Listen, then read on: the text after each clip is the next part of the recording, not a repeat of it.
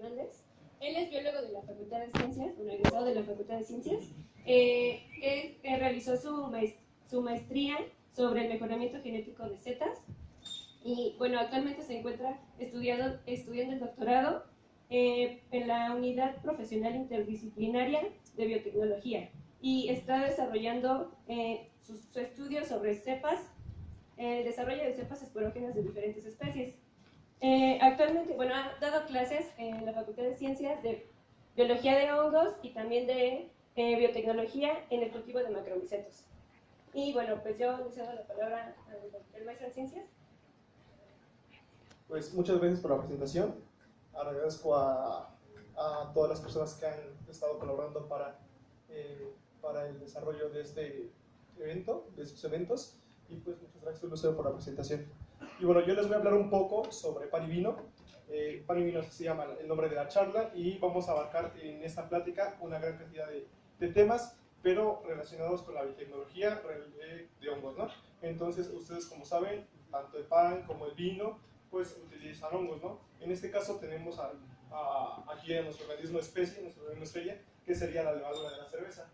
La levadura de la cerveza, aparte de hacer cerveza, llega a ser pan y también llega a ser vino, ¿no? Y obviamente vamos a hablar de otras cosas en cuanto relacionadas con la biotecnología de los hongos y encontramos también a los hongos comestibles. Muchos de ustedes ya han de haber probado el champiñón, las setas, los shiitakes y demás hongos que ustedes los encuentran fácilmente en el súper. Y obviamente también hay otros alimentos, por ejemplo, como los quesos madurados, que son diferentes al queso panela, al queso Oaxaca y demás cosas, como es el queso Roquefort o el Camembert y demás cosas. Y también encontramos algunos otros productos, como que es el tempe. El tempe se consume en la India y está hecho a base de semillas de soya maduradas con un hongo. Y este caso pues, es un alimento bastante nutritivo. Y bueno, para empezar vamos a hablar sobre el contenido que vamos a tratar en esta plática y vamos a empezar con la historia en cuanto a la biotecnología de los hongos, cuando se empezaron a utilizar, qué bebidas podemos encontrar, así como el vino y demás cosas, el alimento, que sería el pan y algunos otros. Vamos a empezar a hablar también con enzimas, las enzimas que llegan a ser producidas por los hongos, que en este caso llegan a realizar una función para obtener algo, ¿no? Vamos a hablar también de bioremediación, cómo es que los hongos pueden ayudarnos a tratar un ambiente que está contaminado, ¿no? Por ciertos compuestos, por diferentes compuestos, como pueden ser agentes químicos que sean tóxicos para la tierra o algunos otros organismos y demás cosas, ¿no? Vamos a hablar también sobre los fármacos que son producidos por los hongos y que tienen un impacto muy fuerte en la salud y el tratamiento de enfermedades.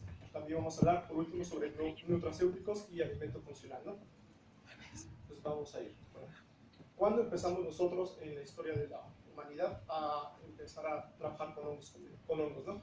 Y bueno, desde hace 6.000 años con los babilonios empezaron a producir tanto cerveza como vino y obviamente también con los egipcios.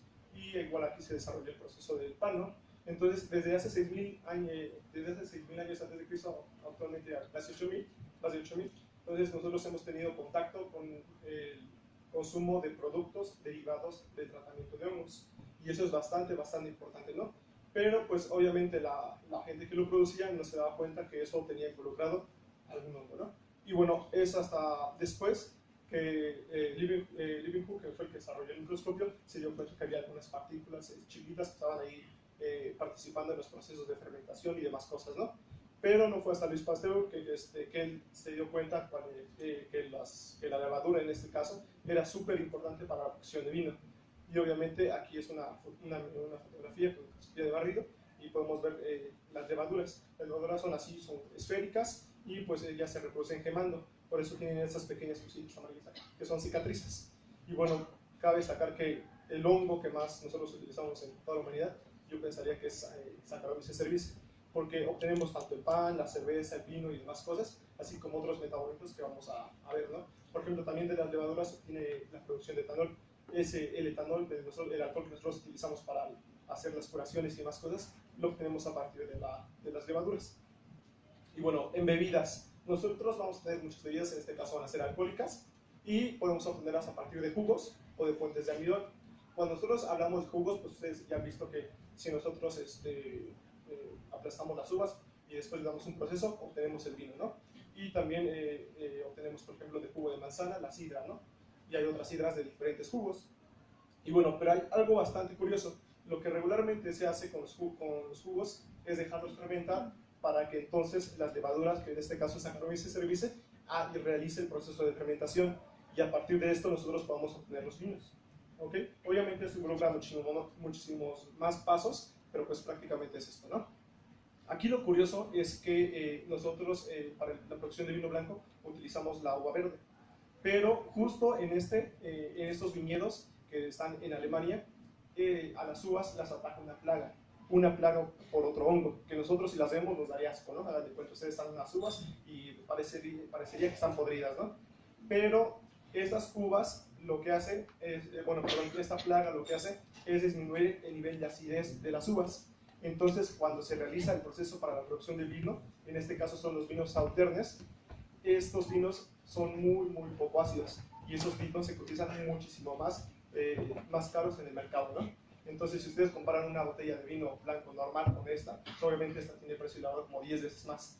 Y si ustedes verían de las uvas de las cuales partimos nosotros, ustedes no pensarían en comerlas jamás, ¿no? Porque realmente se ven unas cosas feas, ¿no? Aquí, unas cosas ahí azules y medio podridonas. Y bueno, también nosotros podemos obtener bebidas a partir de otras fuentes de almidón, por ejemplo, como las semillas, ¿no? El centeno, la cebada, el trigo, el arroz. Actualmente en México, pues nosotros consumimos una gran cantidad de cerveza y tenemos cervecerías muy grandes, ¿no? Entonces, la cerveza se hace a partir de la cebada, ¿ok? Entonces, a partir de la cebada nosotros obtenemos lo que sería la cerveza, y otra bebida que es bastante importante sería el sake. ¿Ustedes no saben más o menos el contenido de alcohol que tiene la cerveza? Más o menos va desde un 5% hasta las cervezas más fuertes aquí en México son alrededor del 9%. No podemos producir una cerveza con mayor cantidad de alcohol por las legislaciones, ¿no? Que aquí en México no permiten cervezas con alto contenido de alcohol. Sin embargo, en Europa se llegan a obtener cervezas de 10%, hasta 12%, ¿no? De contenido de alcohol. Y en cambio, por ejemplo, en la cultura asiática, en la japonesa, pues ellos realizan la obtención del sake. El sake es una bebida que es tratada con otro hongo que se llama Aspergillus. Ese es un hongo que es más o menos parecido a los que usan las tortillas, de esos chiquititos. Y lo que hacen es que dejan fermentar también el arroz, y es ahí cuando producen esta bebida fermentada, ¿no? Obviamente ya también la destilan. Y obtienen, en este caso, contenidos de alcohol de hasta el 16%. Entonces, obviamente, si ustedes se toman sake, pues, obviamente les va a pegar muchísimo más rápido que la cerveza, ¿no? Simplemente por el contenido de alcohol. Y bueno, aquí les voy a enseñar un pequeño diagramita que es para la producción de bebidas alcohólicas. Nosotros para la producción de bebidas alcohólicas partimos de los materiales, ¿no? Que pueden ser tanto los jugos, como el arroz, como la cebada y demás cosas. Y estos van a tener azúcares. Por ejemplo, el jugo es muy dulce, el arroz pues tiene un alto contenido de carbohidratos y demás cosas. Y entonces nosotros vamos a fermentar esos azúcares. Y a través de nuestro organismo estrella, que es Saccharomyces cerevisiae, la famosa levadura, y vamos a tener diferentes caminitos, ¿no? En este caso, la maduración va a ser para la producción de cerveza, el vino, la sidra y demás cosas, y vamos a tener la destilación. En la destilación vamos a tener las que están maduradas, como es el whisky, el coñac y el ron, y las no maduradas, que en este caso van a ser las que no tienen sabor y las que tienen sabor, ¿no? Como puede ser el vodka y el grappa y el sipor. Entonces, si nosotros nos ponemos a pensar, casi todas las bebidas alcohólicas pasan por la fermentación, y en este caso por la levadura, ¿no? Entonces, algo bastante importante que nosotros tengamos en cuenta, que los hongos están en todas las bebidas alcohólicas que ustedes pongan, ¿no? Y bueno, otro aspecto muy importante es cómo es que nosotros los podemos encontrar en los alimentos y qué procesos realizan estos para nosotros obtenerlos, ¿no? Y un ejemplo clásico que nosotros vemos es en el pan, ¿no? Imagino que la mayoría de ustedes ha preparado pan o han visto cómo se prepara el pan, ¿no? Entonces, lo primero que hacemos es tener la harina de trigo, la mezclamos con azúcar, con agua y demás cosas, y entonces, obviamente, la harina tiene un gran contenido de carbohidratos, y en este caso serían los azúcares, ¿no? Los carbohidratos. Entonces, cuando nosotros mezclamos todo esto y le ponemos levadura, nosotros le ponemos levadura para que el pan empiece a inflar, entonces se empieza a convertir en esponjosito, y es ahí cuando nosotros lo podemos meter a hornear, ¿no? Entonces, cuando metemos la levadura, la levadura empieza a degradar los carbohidratos, en este caso los azúcares, y los convierte en dióxido de carbono y alcohol, ¿no? El dióxido de carbono se va a ver porque se va a empezar a hacer esponjosito, y el alcohol, pues obviamente cuando nosotros lo metemos a hornear se va a evaporar. Por eso siempre que ustedes pasan por una panadería huele a alcohol, y pues obviamente ustedes pasan bien felices, ¿no?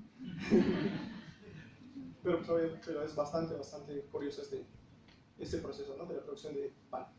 Y bueno, también, bueno, ya vimos que así se produce el pan. En este caso la levadura nos va a generar el dióxido de carbono, que va a ser esas pequeñas burbujitas que ustedes van a poder ver, y a través de estas partículas de dióxido de carbono que vamos a encontrar dentro del pan, vamos a ver que el gluten, que eso es una partícula bastante importante en el pan, se va a estirar, y entonces esto le va a dar una cualidad al pan bastante importante. Y bueno, obviamente el alcohol se evapora con la cocción, ¿no? Y bueno, los primeros quesos que están involucrados con los hongos datan de alrededor de 4.000 años, ¿no? Y los más importantes son Camembert y Roquefort. Y no sé si ustedes sepan que Penicillium es el hongo que se encarga de producir la penicilina, pero en este caso también tenemos Penicillium camemberti y Penicillium roqueforti. Entonces estas dos especies de Penicillium se encargan y se inoculan cuando nosotros tenemos el cuajo de la leche, y se inoculan para que maduren y tengan un sabor muchísimo más complejo, ¿ok? Entonces, Camembert, recuerden, Penicillium camemberti y Penicillium roqueforti, ¿no? Y pues esos hongos, por ejemplo, si los comparamos con un queso panela de 1 kilogramo, que alrededor del queso de panela nos cuesta 80, 90 pesos, el roqueforti nos cuesta alrededor de unos 800, 1000 pesos, ¿no? Entonces, solamente por el proceso de maduración con penicilio, esto se vuelve realmente muy caro, ¿no? Entonces, es ahí donde los hongos nos ayudan a desarrollar diferentes productos alimenticios. Otros productos. No sé si ustedes hayan ya probado algunos productos que sean asiáticos. En este caso, por ejemplo, la salsa de soya, ¿no? Yo creo que todos han probado la salsa de soya, ¿no? Y la salsa de soya es algo bastante curioso. Entonces, lo que hacen con la salsa de soya, desde aquí tenemos los granitos de la soya, ¿no?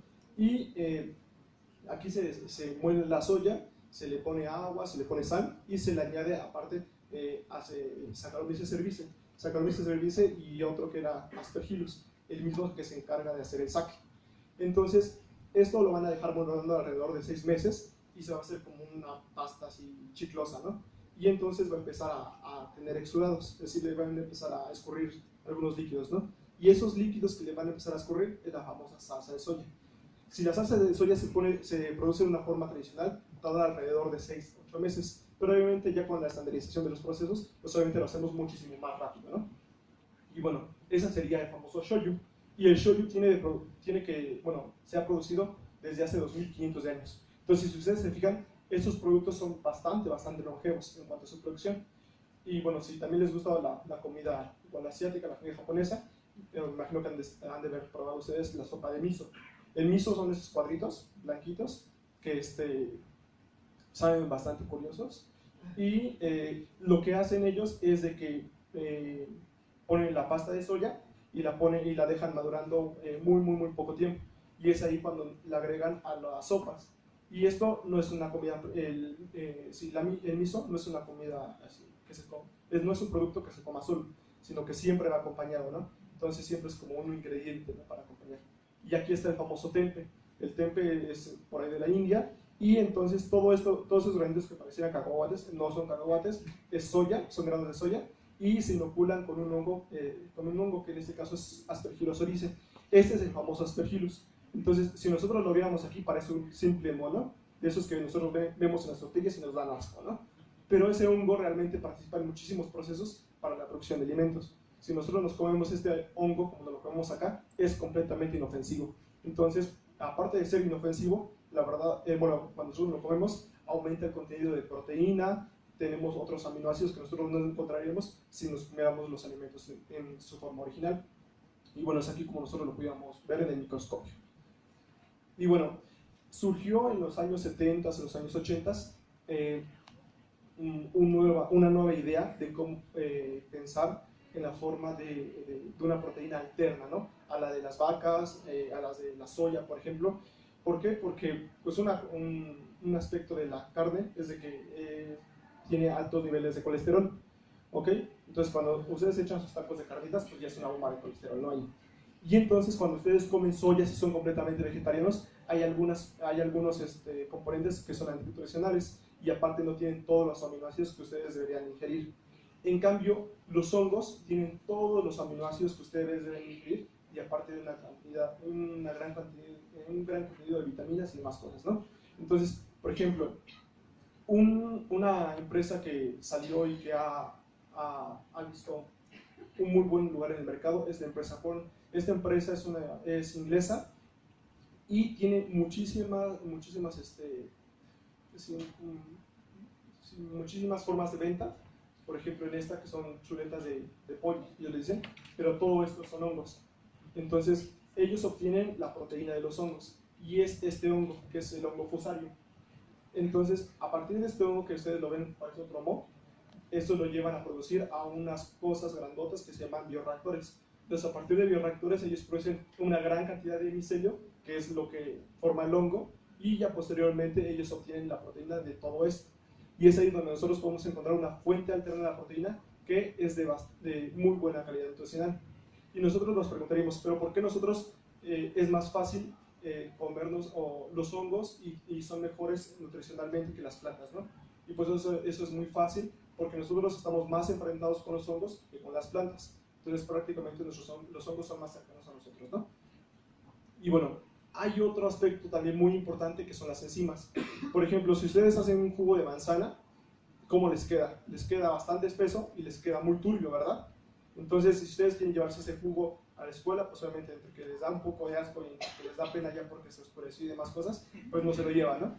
Entonces, eso mismo ocurría a principios del siglo pasado. Y posteriormente, pues ustedes acá se fijan, las bebidas muchas veces están claritas y están como limpias, ¿no? Por ejemplo, el jugo de manzana, ¿no? Que es un cafecito y está bastante cristalino, ¿no? Y entonces empezaron a realizar la producción de diferentes enzimas. Las enzimas son proteínas que van a realizar una función. En este caso, por ejemplo, las pectinasas son utilizadas para el proceso de clarificación. Entonces, por ejemplo, todo lo turbio de los jugos cuando los exprimimos o cuando los obtenemos se va a ir si nosotros adicionamos pectinasas, ¿no? Entonces, nosotros vamos a tener esos jugos que son claros, por ejemplo, como los jugos del valle y demás cosas, ¿no? Entonces, esas enzimas, pues las utilizan muchísimo ellos, ¿no? Obviamente también se han utilizado diferentes enzimas como para la industria del almidón, para ir descomponiendo el almidón, y otras personas utilizaron dietas con enzimas, que serían las beta-glucanasas. Estas enzimas fueron utilizadas por primera vez para las dietas de animales, en este caso para las dietas de rumiantes. Entonces, como ustedes han visto, los rumiantes pues comen pasto, ¿no? Pastan y demás cosas, pero su eficiencia no es de asimilación del forraje y demás cosas, no es alta. Entonces, si nosotros le adicionamos algunas enzimas, esas enzimas pueden ir degradando ese alimento y que se convierta más asimilable a los propios rumiantes, ¿no? Entonces, aquí vemos un claro ejemplo de cómo es que las enzimas pueden ayudarnos en nuestra vida cotidiana. Y bueno, también hay otras enzimas. Por ejemplo, cuando ustedes toman leche deslactosada, que yo imagino no ocurre a su edad, porque obviamente la leche deslactosada está recomendada para personas como de 40 años, 50 años, que la lactosa pues les causa problemas estomacales y demás cosas, ¿no? Pero, por ejemplo, la leche deslactosada es tratada con una enzima que se llama lactasa. Entonces la lactasa rompe la lactosa y es cuando nosotros ya podemos asimilar la leche de una forma normal y sin problemas. Obviamente, el adicionar esta enzima pues eleva el costo de la leche, ¿no? Y por eso es que la leche deslactosada siempre es más cara que la entera, ¿no? Y demás cosas. Y también, por ejemplo, otra enzima que se utiliza mucho para la producción de leches es la quimiosina. La quimiosina es una enzima que se utiliza para realizar el cuajo de la leche y así obtener los quesos, ¿no? Y esta enzima la encontraban en la vaca, pero lo que hicieron los científicos o los biotecnólogos y demás cosas fue que hallaron la forma de producir esta enzima en otros organismos. Entonces producían esta enzima en levaduras. Entonces se llevaron el genecito que se producía en la vaca y se lo llevaron a las levaduras y ya nosotros podemos obtener la producción de quimiosina a partir de levaduras, ¿no? Y es ahí cuando vemos que la biotecnología se acopla en muchas formas a nuestras necesidades. Y bueno, ya hemos visto bastantes cosas de biotecnología, vamos a ver un poquito más y en este caso vamos a abordar los metabolitos secundarios en alimentos. Por ejemplo, Cuando nosotros tomamos el vino tinto, vemos que es de un color rojo y nosotros nos pensaríamos, si la uva que es roja no es tan roja, porque el vino sale así de rojo, ¿no? Y es que se le da hay otro hongo que también participa en la producción del vino y que es este hongo, es Monascus purpureus. Entonces Monascus purpureus le da este color al vino tinto. Y en este caso, Monascus purpureus produce unos poliquetoides, que son unas moléculas que dan ese color rojo. Entonces es por eso que nosotros no podemos ver el color del vino, ¿no? Aparte de que el vino tinto, por ejemplo, muchas cualidades que tiene, por ejemplo, como una capacidad para bajar el colesterol de la sangre y para mejorar la salud del corazón, pues son ocasionadas por esos metabolismos de este otro hongo, que no es la levadura, no es Saccharomyces cerevisiae. Y resulta que en Asia se come un arroz, pero un arroz que no es blanco tal cual, bueno, es blanco al principio, pero se le da un tratamiento con este hongo, con Monascus purpureus, y es ahí cuando su calidad nutricional se eleva bastante, porque hay algunos compuestos nutricionales que son deficientes, que es deficiente el arroz, y al adicionar y darle tratamiento con este hongo se vuelve más atractivo para una dieta balanceada, ¿no? Y es ahí cuando nosotros vemos que, pues, si nosotros le metemos al hongo en cualquier alimento, nosotros vamos a tener una mejor calidad nutricional, ¿ok? Y también hay otros productos, en este caso, que son producidos por otros hongos, por ejemplo los betacarotenos. Los betacarotenos son utilizados como colorantes y estos se llegan a producir en hongos que, igual como ustedes lo ven aquí, son bastante pequeñitos. Nosotros le decimos que son micromicetos y se llegan a obtener después los compuestos de interés, ¿no? Y bueno, aparte de las bebidas, de la comida, de los metabolitos y más cosas, los hongos tienen una función muy importante en la bioremediación. Por ejemplo, ¿han visto ustedes que luego se contaminan, por ejemplo, cuerpos de agua con compuestos tóxicos que las empresas van a dejar, ¿no? O, por ejemplo, hay descargas igual de compuestos tóxicos en los bosques que se van al suelo y contaminan los mantos freáticos, ¿no? Entonces, regularmente estos compuestos permanecen muchísimo tiempo en estos lugares. Pero si nosotros viéramos, aquí están los hongos, y entonces los hongos tienen nosotros lo que conocemos serían esto, como los hongos tal cual, como nosotros los compramos en el mercado, pero el hongo no es solamente esto, sino el hongo es todo esto, ¿no? Es como esa especie de raíz, nosotros le llamamos micelio, y nosotros lo que conocemos como nosotros llamamos la parte reproductora, ¿ok? Entonces, la parte de abajo, que sería el micelio, se encarga de producir una gran cantidad de enzimas, y toda esa gran cantidad de enzimas tiene la capacidad de degradar esos compuestos que llegan a ser tóxicos y que, esos compuestos que llegan a ser tóxicos y los empieza a romper y los convierte en asimilables para otros organismos, ¿no? Y es ahí cuando se empiezan a degradar dichos compuestos. Igual, por ejemplo, se ha hablado de la micorremediación, que es la que nosotros hacemos con los hongos, y nosotros podemos encontrar micorremediación a diferentes niveles. Por ejemplo, puede haber contaminaciones que sean biológicas, químicas o industriales, ¿no? Por ejemplo, las biológicas es si nosotros tuviéramos una gran cantidad de Escherichia coli o de Salmonella y demás cosas, y por algún lugar tenemos un predio o una parte del bosque o un cuerpo de agua que está completamente infectado con Salmonella, ¿no? Entonces ese cuerpo de agua ya no puede ser utilizada para beber o para ganado, ¿no? Porque se van a enfermar. Entonces muchas veces se llegan a introducir hongos que llegan a competir con esas bacterias y entonces ya los niveles de bacterias bajan muchísimo y esa agua ya se vuelve otra vez potable, ¿no? Aunque muchas veces se recomienda que pase por otro tratamiento. También la micorremediación, que sería de la química, que en este caso si nosotros regamos algunos químicos en suelos o en cuerpos de agua, también los hongos tienen la capacidad de degradarlos y de degradar otros compuestos, como puede ser el papel, los residuos agroindustriales, como puede ser la paja y algunas otras cosas, ¿no? Entonces ahí es como vemos que los hongos tienen una capacidad de reciclaje, en este caso bastante amplia, y de degradar otros compuestos que nosotros producimos y dejamos en el medio ambiente sin alguna conciencia, ¿no? Y bueno, fármacos.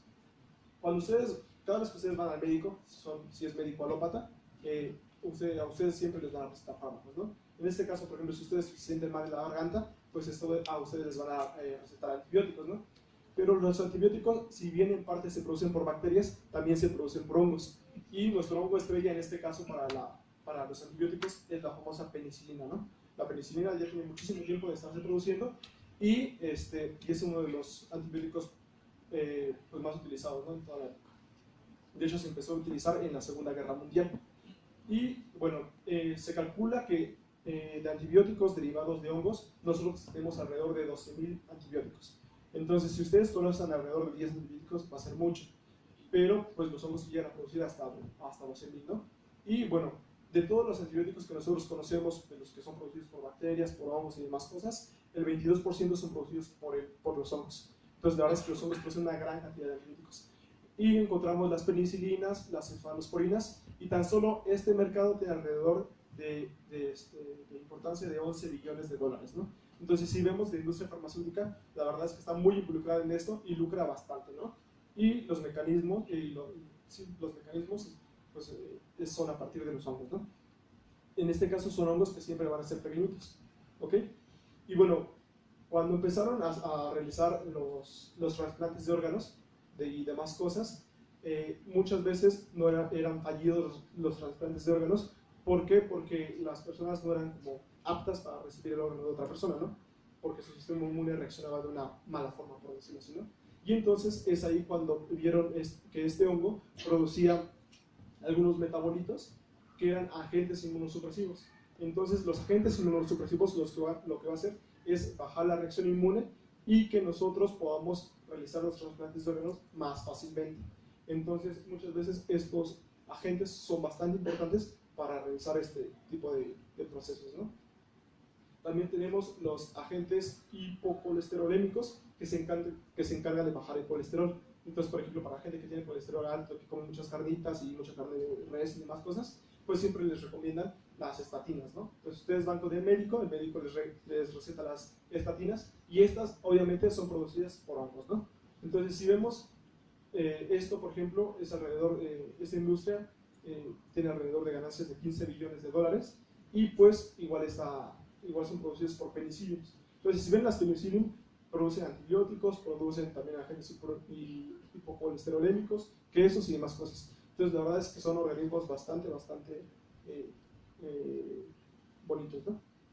Y por ejemplo, cuando la gente llega a desarrollar cáncer, también hay algunos medicamentos que son anticancerígenos y que se producen a través de hongos. Por ejemplo, el Taxol, que es un medicamento, es un medicamento, se produce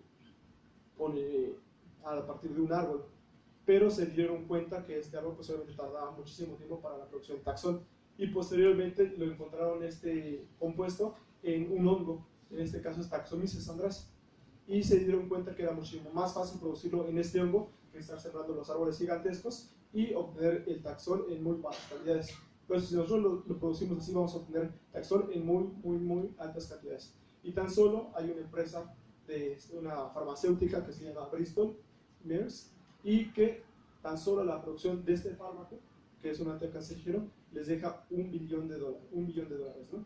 Y eso es bastante alto y es el 10% de las ventas de esta sola empresa. Entonces, esto quiere decir que el uso de estos hongos para la producción de diversos medicamentos es bastante potente y genera una gran ganancia a nivel global, ¿no? Y bueno, vamos a pasar también a esta otra parte, que es un alimento funcional y que es un nutracéutico. Cuando nosotros hablamos de alimentos funcionales, nosotros nos referimos a todos aquellos alimentos que tengan alguna cualidad que beneficie a su salud. Por ejemplo, si ustedes comen uvas, las uvas tienen agentes antioxidantes, ¿no?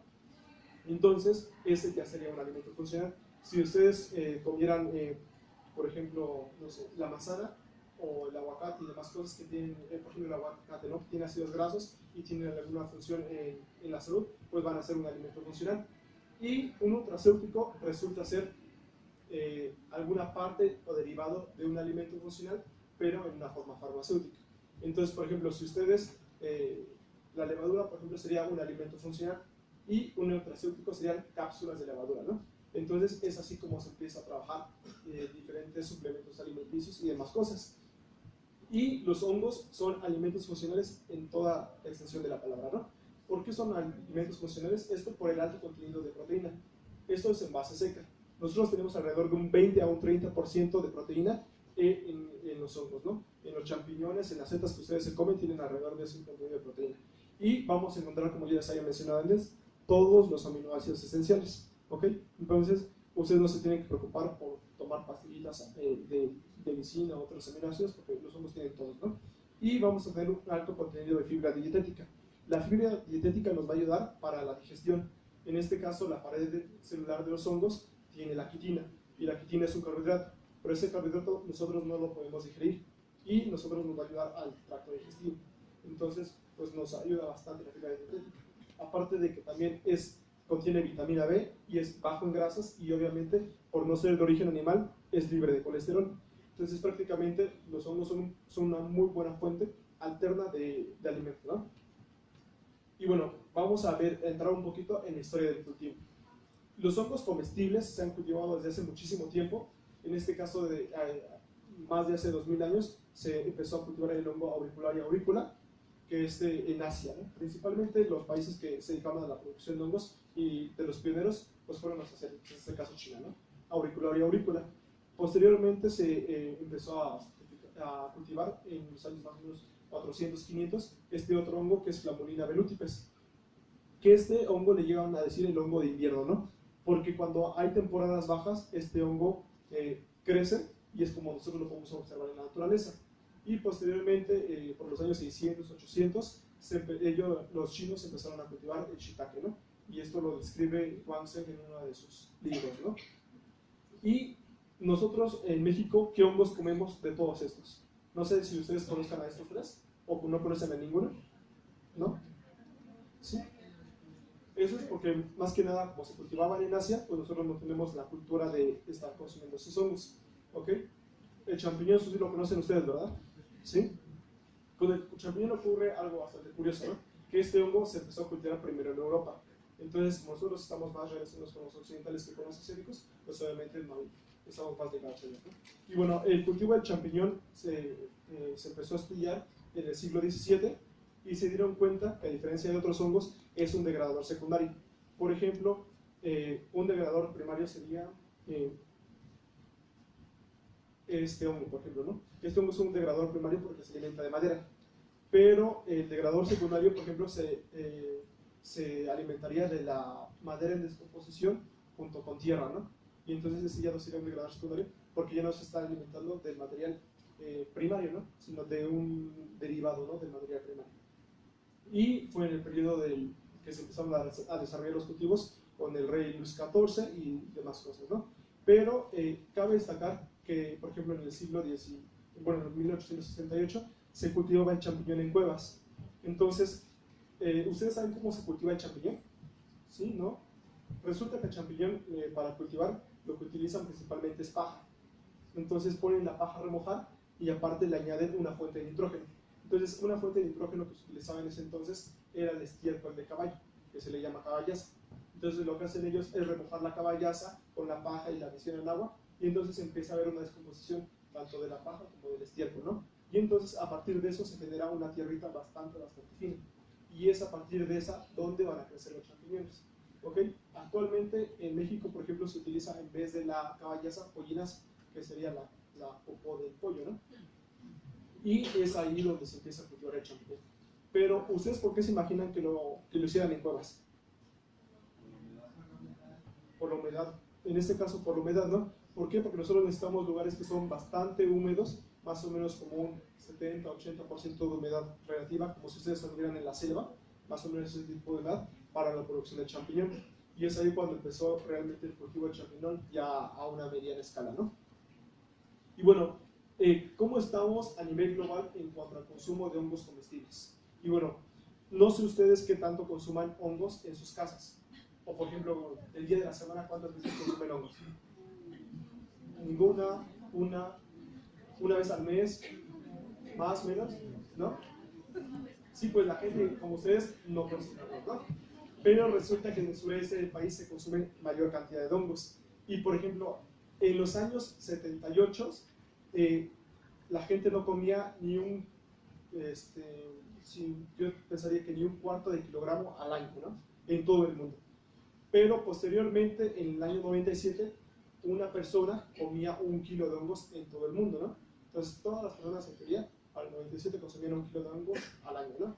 Pero posteriormente la ingesta de hongos se vino incrementando bastante y para el 2012 la gente comía 4 kilos de hongos al año, ¿no? Entonces cada vez se viene incrementando mayor el consumo de hongos. Obviamente ustedes no siguen comiendo hongos, pero son una fuente muy importante, ¿no? ¿Y cuáles son los hongos que más se consumen a nivel global?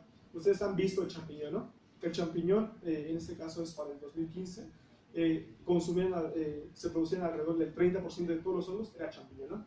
Pero ustedes también han visto, imagino, otros hongos que se llaman las setas. Ustedes van al tianguis, van al supermercado, van al mercado, van a encontrar las setas, ¿no? Y estas las pueden comer empanizadas o de diversas formas, ¿no? Y esto ocupa alrededor del 27%. También nosotros podemos encontrar otros hongos que es el famoso shiitake. El famoso shiitake se utiliza en la comida asiática y es bastante apreciado, ¿no? Aparte de que tiene las mil y un maneras de curar a las personas, ¿no? Y también hay otros hongos, como auricularia, que ya les había mencionado, que es el primer hongo que se cultivó a nivel, bueno, en la historia del cultivo, ¿no? Y posteriormente está el famoso hongo de invierno y algunos otros.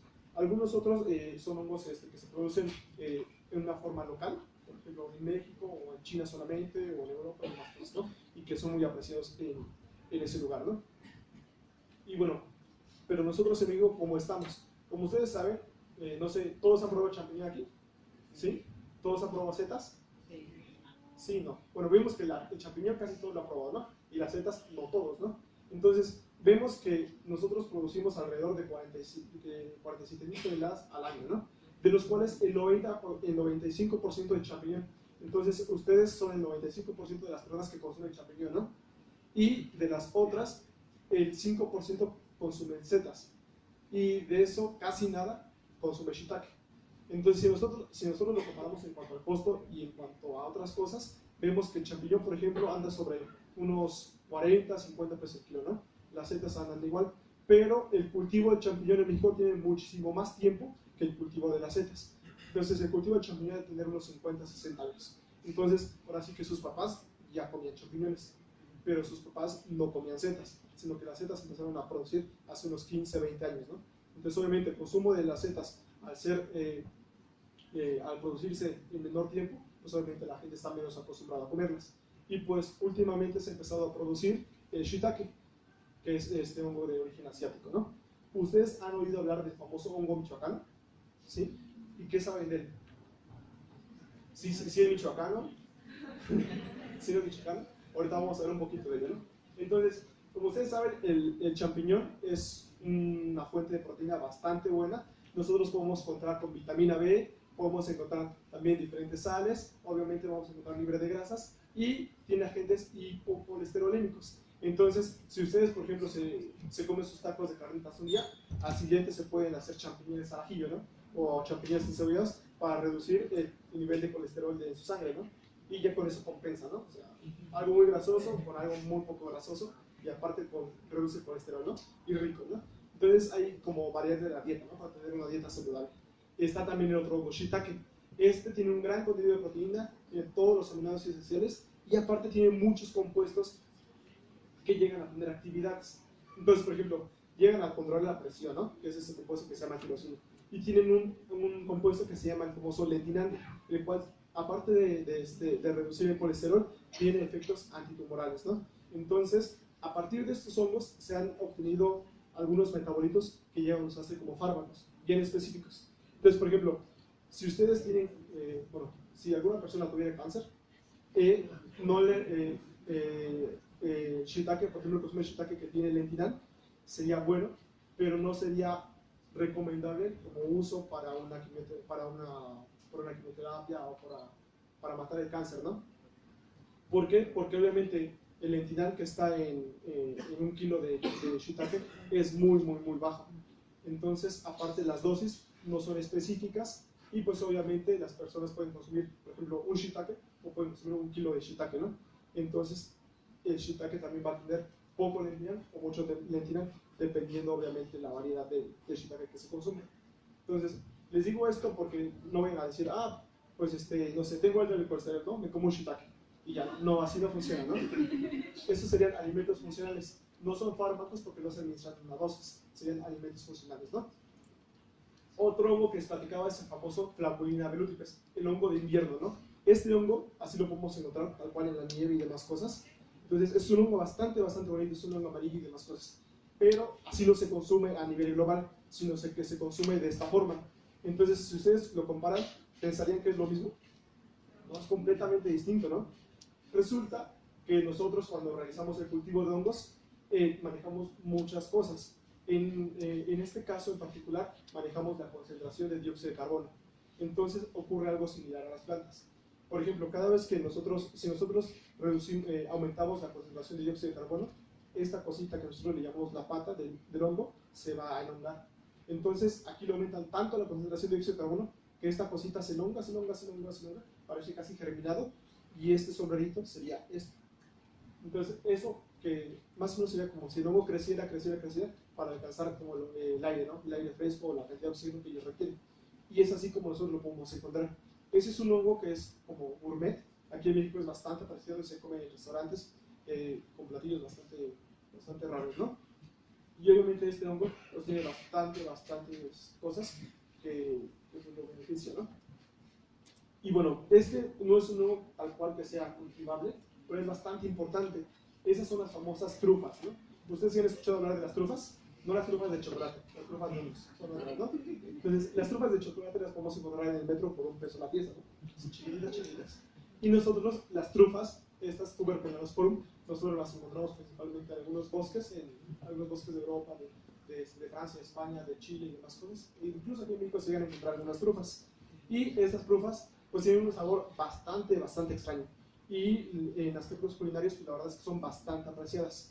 Entonces, hagan de cuenta que el kilo les sale a salir como en 2.000 euros, ¿no? Pues que es una cantidad exorbitante, 40,000 pesos. 40,000 pesos ustedes pagan por 1 kilo de hongos, ¿no? Pues yo no lo pagaría porque no lo tengo y pues porque pues, quién sabe si sepa tan rico, ¿no? Como eso.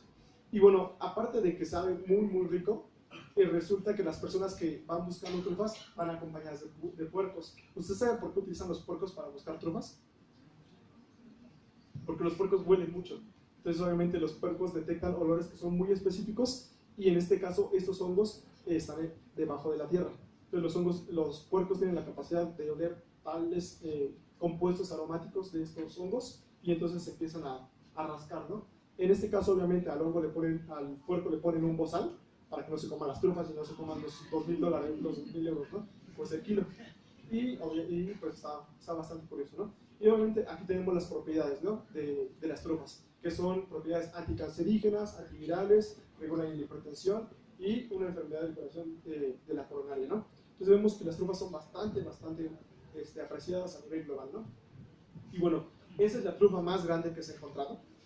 Es una cosota así gigantesca. Entonces cuando encontraron esa trufa, aparte de una trufa blanca, no la Tuberculanosporum, entonces ellos la presentaron y se vendió en subasta y toda la cosa, ¿no? Entonces la trufa parecía como una estrella de cine, una estrella de la televisión y demás cosas. Y aquí ven a cuánta cantidad de gente tomando una foto, ¿no? Simplemente porque era una de las trufas más grandes, ¿no? Esa trufa se vendió en una cantidad exorbitante de dinero, pues para la gente que lo podía pagar, ¿no? Pues simplemente porque era una trufa y era como la más grande, ¿no? Que habíamos encontrado. Entonces, si ustedes encuentran una de esas, me llaman y ya la puedo vender. Tenemos también las setas, ¿no? Las setas es el famoso Pleurotus australis que algunos de ustedes lo han comido. Entonces, las setas son ricas en carbohidratos y fibra. ¿Se acuerdan que la fibra era la que nos ayudaba a los problemas gastrointestinales, ¿no? También tenemos proteínas, vitaminas y minerales. Y todas esas propiedades medicinales les han encontrado a las setas, ¿no? Antiviral, antitumoral, antibacterial y demás cosas. Ahí donde yo trabajo, donde yo hago mi doctorado, han visto que, por ejemplo, si hacen extractos, cuando nosotros hacemos extractos, hagan de cuenta, ponemos a hacer un té de seta, ¿no? Entonces, ese té de seta sería un extracto acuoso. Y si nosotros, por ejemplo, hacíamos, en vez de hervir la seta en agua, le herviéramos en alcohol, sería un extracto etanólico, ¿no? Entonces, hacen diferentes tipos de extractos. Y han probado extractos etanólicos con diferentes tipos de bacterias. Por ejemplo, una de las bacterias que más problemas nos da es Staphylococcus aureus, ¿ok? Y se ha visto que los extractos etanólicos tienen un halo inhibitorio, es decir, que inhibe a Staphylococcus aureus. Entonces, muchas veces los hongos tienen propiedades pues, antibacterianas, ¿no? Que nosotros ni por idea nos pasa en la cabeza, pero pues sí las tienen, ¿no? Entonces, obviamente, pues, aparte de comer sus vegetales y demás cosas, comer hongos, pues, ayuda como a prevenir, ¿no? No a regular una enfermedad, sino a prevenirla, ¿no? O sea, si ustedes ya tienen una faringoamigdalitis así horrible, fea, entonces ustedes van al médico y recetan. Pero, pues, si ustedes pueden estar comiendo hongos, adelante, ¿no? Todo perfecto. Este hongo es una cosa hermosísima, son los famosos Sericium. Todos los hongos que les había estado enseñando a diferencia de a excepción de las trufas, tienen láminas. Por ejemplo, no sé si las alcanzan a ver aquí, pero tienen pequeñas láminas, ¿no? Y este no tiene láminas, entonces es bastante diferente. Y es así como nosotros lo podemos encontrar. Aquí en México, actualmente en México no se produce, o si se produce es muy poco. Y este hongo también es bastante, tiene cuestiones nutricionales bastante atractivas y pues es bastante exótico, ¿no? Entonces si ustedes lo llegan a encontrar, yo creo que no les va a bajar de los 500 o 600 pesos el kilo, aquí en México, ¿no? Cuando cultivarlo es realmente, pues yo diría hasta barato, ¿no? Este ya se empezó a introducir en México, es el famoso Pleurotus syringae o trompeta real, ¿no? Este hongo yo lo he probado y lo he cultivado y se cultiva en acerrín de encino, le ponemos un poquito de paja y alguna semilla de trigo y crece de esta forma, ¿no? Nosotros aquí en México el Pleurotus syringae que llegamos a consumir llega a ser así, de unos 5 o 10 centímetros, entonces es muy pequeño, pero por ejemplo en China llegan a producir Pleurotus syringae de alrededor de unas 20 o 30 centímetros, entonces es realmente muy grande el tamaño. Y este hongo yo lo he probado así crudo tal cual y sabe como a semillas, como a nuez, como a piñón y demás cosas. Entonces tiene un sabor muy atractivo para la gente que lo llega a comer, ¿no? Este regularmente lo llegan a encontrar, en algunas tiendas de autoservicio y los venden en charolas. Unas charolitas que alrededor de 100 gramos las venden en 60 pesos. Entonces si ustedes compran 1 kilo les va a salir en 600 pesos. Eso obviamente es también bastante caro aquí en México, pero eso se considera como un hongo gourmet, ¿no? Y hay otro hongo, para las chicas que les gustan el rosa o los chicos que les gusta el rosa, aquí hay otro hongo bastante bonito, que es el famoso Pleurotus de Yamur. Este hongo se produce de una forma natural aquí en México, entonces si ustedes van al bosque pueden encontrar el Pleurotus de Yamur, es un hongo como tropical, le gustan las temperaturas más o menos cálidas, y también nosotros le llamamos semilla, son unas semillas de trigo o pueden ser semillas de otra planta que tienen el micelio. Entonces todo esto blanquito es el hongo y esto sería la estructura reproductora. Entonces esas semillas están invadidas de esto que sería el micelio y entonces lo único que ustedes harían es poner, por ejemplo, meter la paja en el AliExpress de su mamá y obviamente se la piden pesada y la van a mezclar con los granitos que ya están inoculados de hongo. Entonces esto lo van a dejar alrededor de 2 semanas y posteriormente ya ustedes pueden realizar la cosecha de estos hongos. Obviamente estos hongos tardan alrededor de unos 5 días en salir, ¿no? Entonces de un día a otro ustedes van a ver un honguito así, ¿no? Y en 3 días ya van a ver un hongo así, ¿no? Entonces crece realmente muy rápido. Crecen casi como los dinosaurios esos que los meten en el agua. Y rapidísimo, ¿no? Es algo bastante curioso. Y bueno, aparte de que es bastante bonito. Y no cambia mucho el sabor con las setas normales, pero la gente lo prefiere por el color rosa. Entonces, pues si a ustedes les gusta el color, pues adelante, ¿no? Y hay otro hongo que sí cambia mucho el sabor y es Pleurotus citriophyllatus. Este hongo pues obviamente viene de citrinum por el amarillo y es bastante apreciado también. Aquí en México se produce muy poco y obviamente es un sustrato muy parecido, es una paja, las que lleva un poquito más de acerrín. Y pues obviamente se cultiva más en Asia, se cultiva mucho en Asia y es igual bastante apreciado. Entonces, como ustedes han visto, hay muchísimos hongos comestibles que son producidos ya a nivel industrial que ustedes no conocen. Ustedes principalmente que conocen el champiñón, principalmente porque nosotros en México somos champiñoneros hasta más no poder, ¿no? Y posteriormente le seguimos la seta, que algunos otros han probado, y no sé si alguno de ustedes haya probado otro hongo, aunque no sea de los que se cultivan. El huitlacoche, por ejemplo. Con el huitlacoche se me olvidó poner la diapositiva, pero es algo bastante bonito.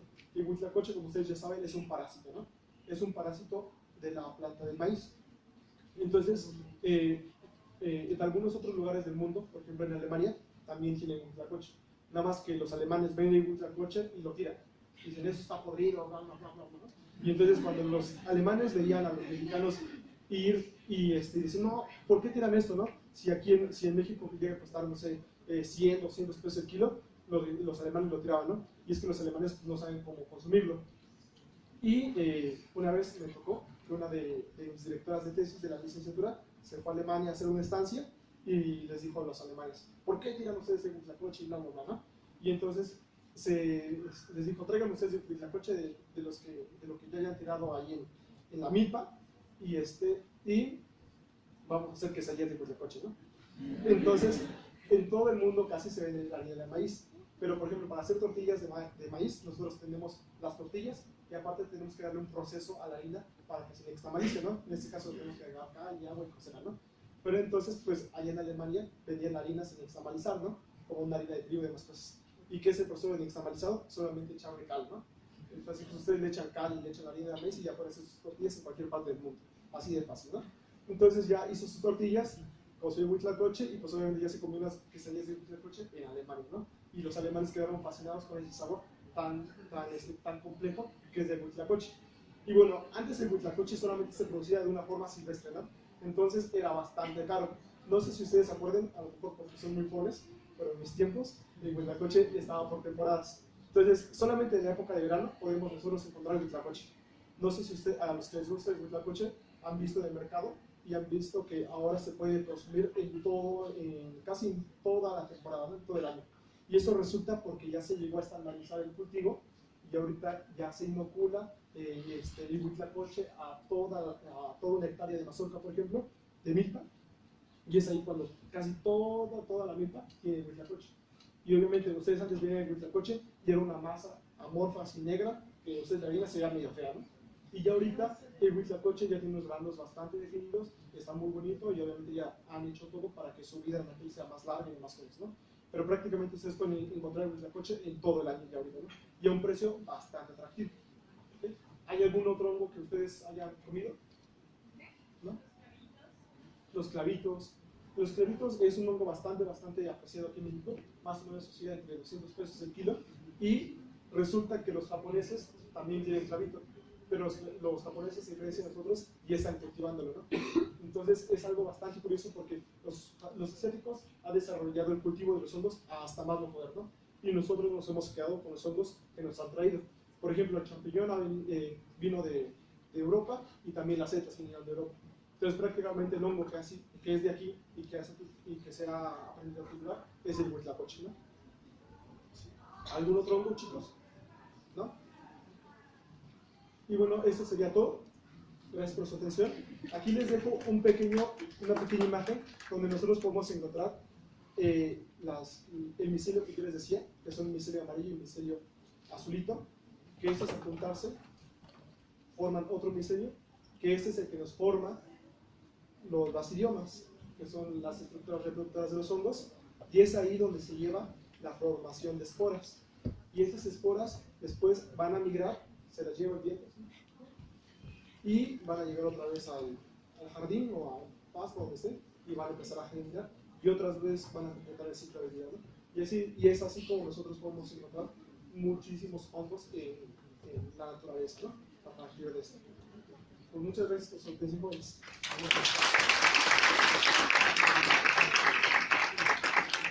Muchas gracias, Iván. Tenemos tiempo para algunas preguntas, dudas o comentarios que tengan. Entonces...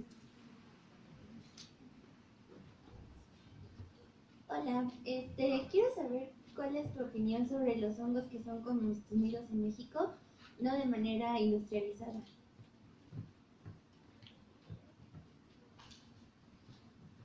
Sí. De hecho, los hongos que son comestibles pero que no son cultivables, por ejemplo, hay unos que se llaman cachupines, hay unos que se llaman loquelas, los famosos clavitos, los bombazos, los que parecen corales y demás cosas.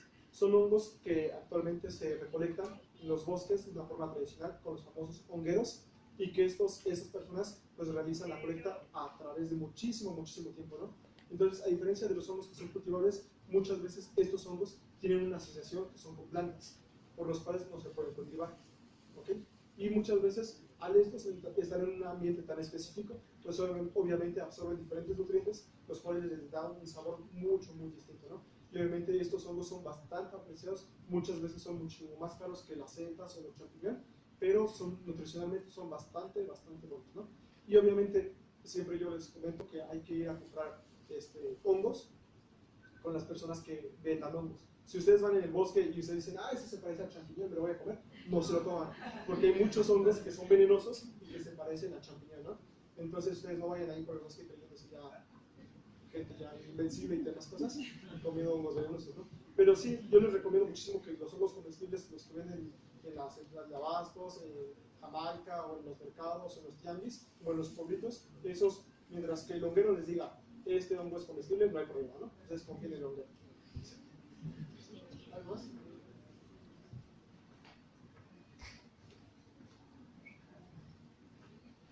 Bueno, después de ver todas las aplicaciones que existen en los hongos y bueno, toda la potencia que tiene este mercado, ¿existe el riesgo de que algún día nos quedemos sin hongos, de que nos acabemos?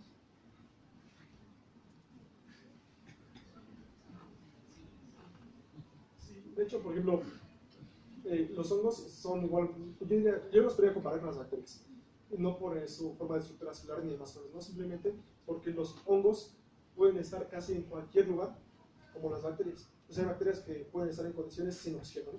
Hay hongos que también pueden estar en condiciones sin oxígeno. Hay hongos que pueden estar a temperaturas bajo cero, ¿no? Hay hongos que pueden estar a temperaturas de 50 grados centígrados. Entonces, la verdad es que los hongos poseen una capacidad bastante amplia de desarrollarse en muchísimos ecosistemas.